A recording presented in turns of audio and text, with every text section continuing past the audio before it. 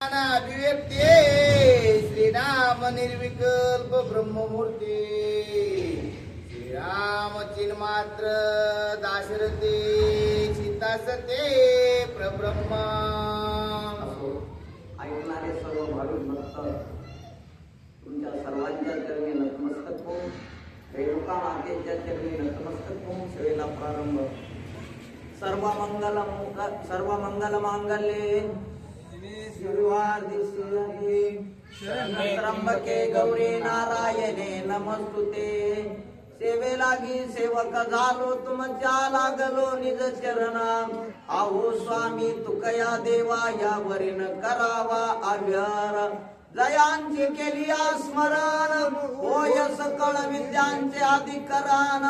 तेची बंधू श्री चरण श्री गुरूंचे ते नमस्कारोनी. आता प्रस्तुत प्रसंगी रेणुका मातेच्या दिव्य दरबारामध्ये अरण्यकांडाची सांगता.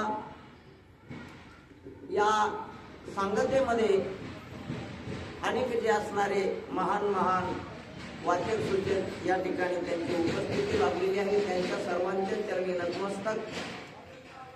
प्रभू रामचंद्र हे परब्रह्म मूर्ती आहेत. हे सामान्य नाहीत, हे अवतारिक पुरुष असणारे आहेत. पण जे आता सांगितलेलं आहे की जे असणारा रामाला जो असणारा मदन का झाला निर्माण, हे सगळं मिथ्या आहे. हे तुमच्या आमच्यासाठी आपण मानव जन्माला जे आलेलो आहे, देहाला आलेलो आहे आणि या देहाच्या संगतीने चांगलंही करता येतं, वाईटही करता येतंय. आणि देहाच्या संगतीने ज्ञान प्राप्त करता येते, अन्यथा दुसऱ्या जन्मामध्ये ज्ञान संपादन करता येत नाही. मग सगळी आताची स्थिती काय सांगितली, पशुपक्ष्याची सांगितली ना. आणि मग आपल्याला जे असणाऱ्या या देहाच्या संगतीने ज्ञानाची प्राप्ती करता येते. नरदेहाच्या संगतीने जे असणार आपल्याला बुद्धी एक विशेष दिलेली आहे की जेणेकरून त्या बुद्धीने ज्ञान संपादन करता येतं आणि चांगलं काय आहे वाईट काय आहे ह्याचं सार निवडता येतं. मग प्रभू रामचंद्र हे ज्ञान विज्ञान पदवी होते, निज प्रब्रह्म होते. आणि मग त्यांना जे असणारा पत्नीचा विरह का झाला, पत्नीचा विरह सामान्यतः झालाच नाही. हे सगळं जे असणार आपल्याला भास आहे. पण आपण योग्य दिशेने जावा यासाठी हे जे असणारा लीला त्या ठिकाणी. कारण राम कसा आहे, अवतारिक आहे, लीला विग्रही आहे, भगवंताचं स्वरूप लीला विग्रही आहे. म्हणून या सगळ्या लीला करून दाखवलेल्या आहेत. तुम्ही आम्ही या पशु पक्षी तरी काय ज्ञान जाणते, त्या पक्षाला काय जे असणार ज्ञान आहे, त्यांना फक्त उत्तम मध्यम भोग भोगता येतात. पण आपल्याला नाही, आपल्याला भोग भोगता येऊन सुद्धा ज्ञान संपादन करून दिलेलं आहे.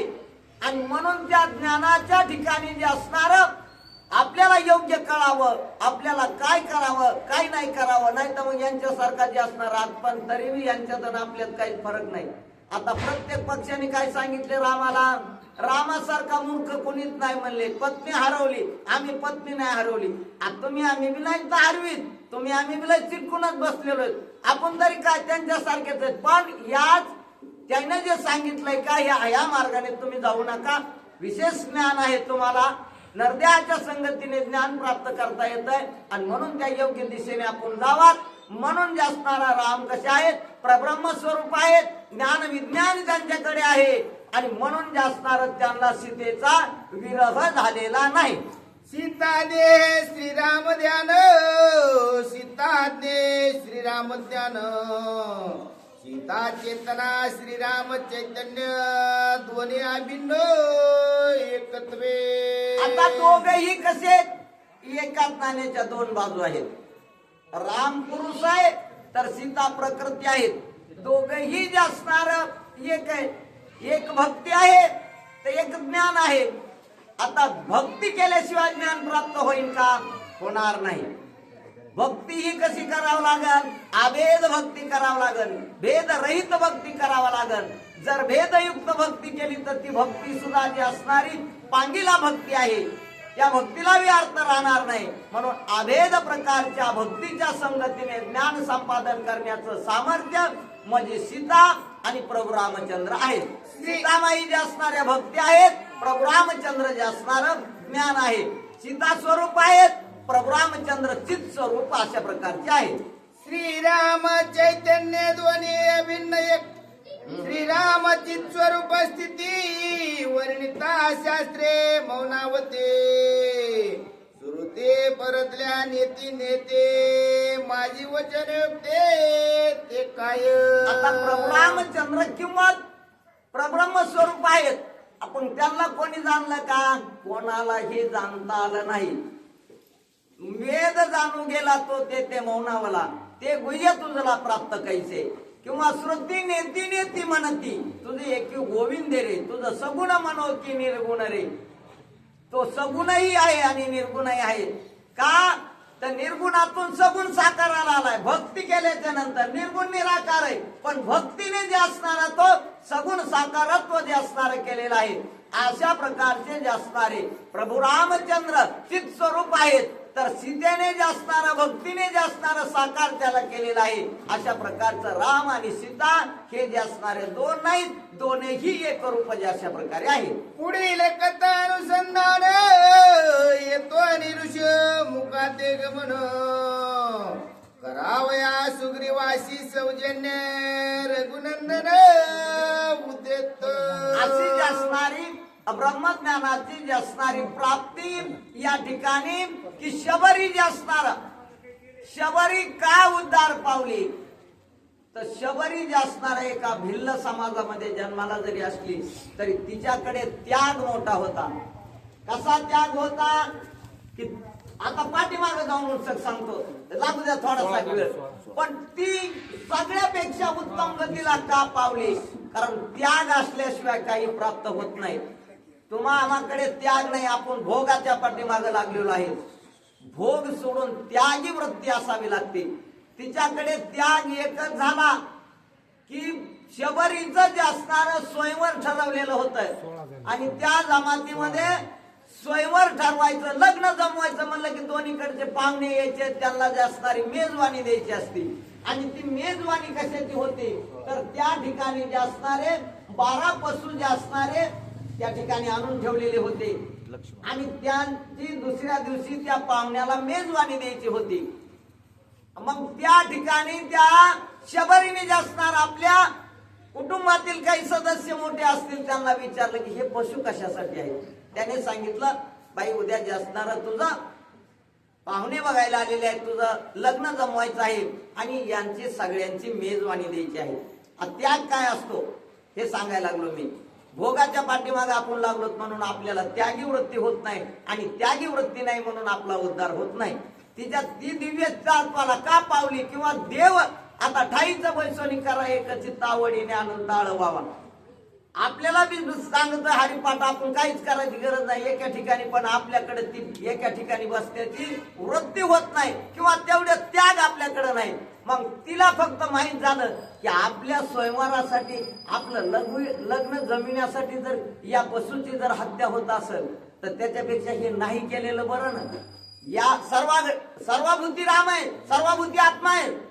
कशी वृत्ती झाली पाहिजे की सर्वभूती जे असणारं भगवंताचं स्वरूप दिसलं पाहिजे. मग त्या प्राण्यामध्ये भगवंताचं स्वरूप पाहिलं तिने आणि सांगितलं नाही आपलं लग्न मोडलं तरी हरकत नाही, आपल्याला लग्नच करायचं नाही, पण यांचा जे असणारा आत्मा यांचाही जीव आहे तो वाचला पाहिजे. ती रात्रीच निघून गेली, एका घनदाट अरण्यात बसली आणि तिला जी असणारी त्यागी वृत्ती निर्माण झाली. म्हणून तिला जेवढं दिव्यत्वाला जावं लागलं. तसा भक्ती एवढी सोपी नाही. भक्ती करीत असताना मी मगाच सांगितलं अभेद भक्ती, भेदरहित भक्ती केली पाहिजे. आता आपल्याकडचं सगळं द्वैत भेदच आहे. मी मोठा आहे का तू मोठा आहे, मला जमतंय का तुला जमतंय, तुझ्यापेक्षा मला जमतंय हे म्हणल्यावर कसं जमल? नाही जमणार. सर्व ठिकाणी जे असणारं भगवंताचं स्वरूप आहे. आत्मा राम आहे, आपल्या जवळच आहे तो आत्मा, पण तो आपण शोधलाच नाही. आपण इकडं तिकडं देव पाहतो, पण देव स्वतः स्वस्वरूपाची ज्यावेळेस ओळख होईल आणि त्यावेळेस खरं ज्ञान प्राप्त होईल. मग असे असणारे प्रभू रामचंद्र त्यांनी त्या शबरीचा उद्धार केलेला आहे. आणि त्या ठिकाणाहून जे असणार बाकी पशु पक्ष्यांची कथा निघाली तेही सांगितलं मी की ते कसं आहे सगळं मिथ्य आहे. आता प्रत्येकाला वाटलं राम किंवा बायको हरवली. आता बायको खऱ्याने हरवली होती का? नव्हती ना हरवली. हे तुमच्या आमच्यासाठी सगळं दाखविलंय. नाथ महाराजांनी किती उत्तम उदाहरण देऊ देऊ सांगितलं. पण आता इथून पुढे जे असणारे प्रभू रामचंद्र या वनांमधून जे असणार ऋषमुख पर्वतावर जाणार आहेत आणि ऋषमुख पर्वतावर त्या ठिकाणी सुग्रीवासी जी असणारी मैत्री करणार आहेत अशी पर्यंत जी असणारी कथा आलेली आहे. लक्ष्मण पाहे सवचित्त हा ऋषी मुख महापर्वत येतुनी समीप दिसत सुशोभित फळी पुष्टी. आता मग त्या ठिकाणी जे असणार हेच त्या शबरीच्या पंपा सरोवराच्या ठिकाणी जे असणारे राम आणि लक्ष्मण दोघं होते. आता ऋषमुख पर्वत जे असणार पुढे जे असणार शोभायमान दिसू लागलेला आहे. कारण पहिलं कसं होतं 12ही महिने जे असणार फळ ज्या झाडांना फळ यायचे, वेलींना वृक्षांना जे असणारे फुलं फळ यायचे, बहरून जायचे. म्हणून 100 जे असणारे पर्वत दिसायचे. आजची परिस्थिती वेगळी आहे. सगळा ऱ्हास झालेला आहे आज, म्हणून उदास वाटतंय. परंतु त्या ठिकाणी मन प्रफुल्लित मन प्रसन्न होण्यासाठी त्या ठिकाणी सगळं जे असणारा परिसर रमणीय असायचा. लक्ष्मणाने पाहिला हा ऋषमुख पर्वत जो आहे तो जे असणारा बहरून दिसू लागलेला आहे, आनंदित वातावरण आहे. आणि असे दोघेही जे असणारे प्रभू रामचंद्र आणि लक्ष्मण त्या ऋषमुख पर्वताकडे प्रयाण करणार आहे. ऋषीनी जे नियत केले ते या लागी ऋषी मुख याते म्हणत सुग्रीव वसात आहे ते प्रधान वित्त भयभीत. आता ऋषमुख पर्वत म्हणजे काय की ऋषी मुनी त्या ठिकाणी जे असणार यज्ञ यागाधिक कर्म जे असणारे केलेले आहेत. ऋषीमुख पर्वताची दुसरी ही जी असणारी एक कथा आहे. तो जे असणारा दैत्य तो मरत नव्हता, त्याच्यामुळे जे असणारे एका ऋषीचं ते हाड जे असणारे वज्र केलं इंद्राने त्याला जिंकलं. हा एक ऋषीमुख पर्वत होता. पण ऋषीने जे असणारा यज्ञ केला त्या ठिकाणी ऋषींचा समुदाय जे असणार राहू लागलेला आहे. म्हणून त्याला जे असणार ऋषमुख पर्वत असं एक नाव त्या ठिकाणी दिलेलं आहे. आणि त्या ऋषमुख पर्वतावर सुग्रीव आणि 4 जे असणारे वानर त्या ठिकाणी राहत होते. ते का राहत होते काय नाही त्याची कथा पुढे सविस्तर आहे. पण असा हा ऋषमुख पर्वत आहे.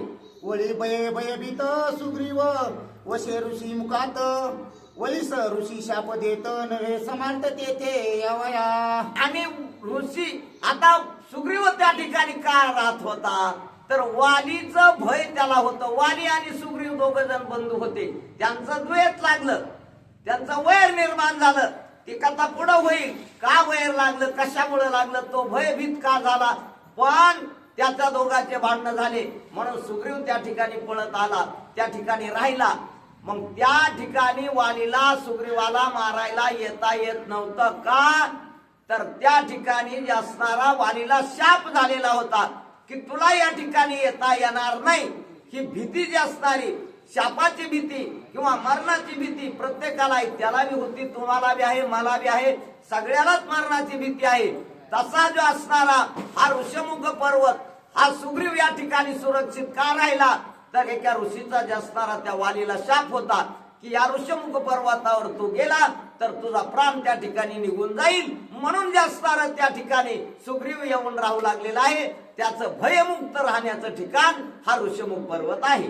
सुग्रीवाची गवाया भेटी ते तोनी निघाला उठाउटी बळी भयाची निवटोनी गोटी दे सुख संतुष्टी सुग्रीव. आणि मग त्या ठिकाणी प्रभू रामचंद्राला त्या ऋषमुख पर्वतावर जे असणारा सुग्रीव जे असणारा भेटणार होता हे कोणी सांगितलं होतं?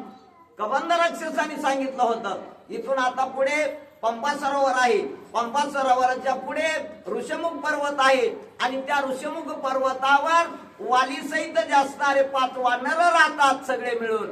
आणि ते तुम्हाला जे असणार तुम्ही त्यांच्या बरोबर मैत्री केली तर ते तुम्हाला सहकार्य करणार आहेत असं कबंधाने सांगितलं. त्याप्रमाणे जे असणारे राम आणि लक्ष्मण ऋषमुख पर्वताकडे जाऊ लागलेले आहेत.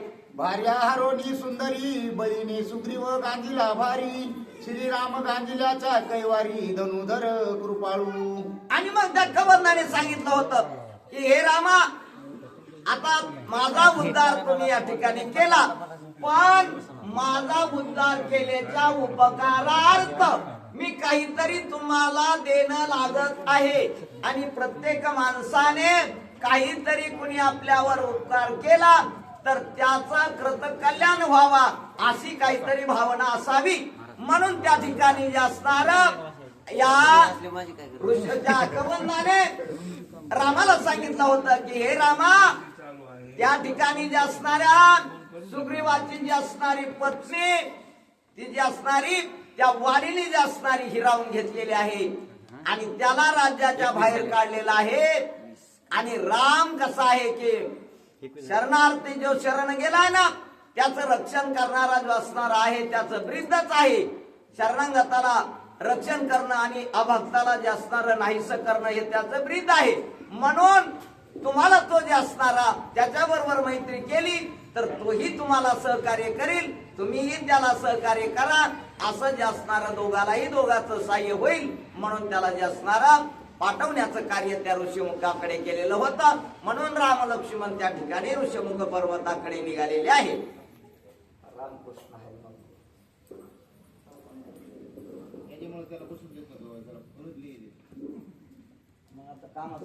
प्रभु रामचंद्र भगवान की जय, महाराज की जय, एकनाथ महाराज की जय, रेणुका माता की जय. संपले अरण्य कांड कोड, किष्किंधा कांडाची गोड, त्या कथेचे सुख सुरवाड, श्रोते वारंवार परिस्थिती. प्रभु रामचंद्र भगवान की जय. अरण्यकांड संपलं, परंतु श्रोत्यांना कोडं पडलं. कारण श्रोते सगळे आजच आले, रोज काही एवढे नव्हते. त्यामुळे या अरण्यकांडामध्ये काय झालं असेल याच सर्व श्रोत्यांना कोड आहे हे त्यावेळेस नाथ महाराजाला कळालं. आज आपल्याला कोडं पडलं. म्हणून नाथ महाराज म्हणतात की अरण्यकांड संपले हे कोड आहे. आता हे अरण्यकांड संपलं, आता पुढं किष्किंधा कांडाला सुरुवात होणार आहे. किष्किंधा कांड ऐकण्यासाठी तरी श्रोत्यांनी यावं म्हणून या कोड्याचा उल्लेख नाथ महाराजांनी या ठिकाणी केलेला आहे. तरी सुद्धा नाथ बाबा म्हणतात तुम्ही काय असं लगेचच मी म्हणलं की किष्किंधा कांड ऐकायला येणार नाही. नेमकं अरण्यकांडामध्ये काय काय झालं आणि ते आपण ऐकायला पाहिजे होतं. आता किष्किंधा कांड तरी आपण ऐकावं याची गोडी लागावी म्हणून नाथ बाबा आपल्याला अरण्यकांडामध्ये काय झालं हे थोडं थोडं सांगू लागलेले आहेत. किमान त्या थोडक्या ऐकण्यानं तरी आपल्या बुद्धीला पटल की आपण सुद्धा हे रामायण अतिशय गोड आहे असं म्हणतात. मग ते आपण ऐकलं पाहिजे आणि आपल्याला त्याची गोडी लागावी म्हणून थोडासा चुटका नाथ बाबा या अरण्यकांडाचा आपल्याला सांगू लागलेले आहे. गुरुवारी भरताचे कोड, पादुका देऊनी सुरवाड, त्याचे प्रेम वाढवून गोड, अरण्यकांड संपविले. या अरण्यकांडामध्ये काय झालं होतं तर भरत रामाला अयोध्येला घेऊन जाण्यासाठी आलेला होता. परंतु त्या ठिकाणी रामही अयोध्येला गेले नाही आणि भरत सुद्धा अयोध्येला जाण्यासाठी तयार होत नव्हता.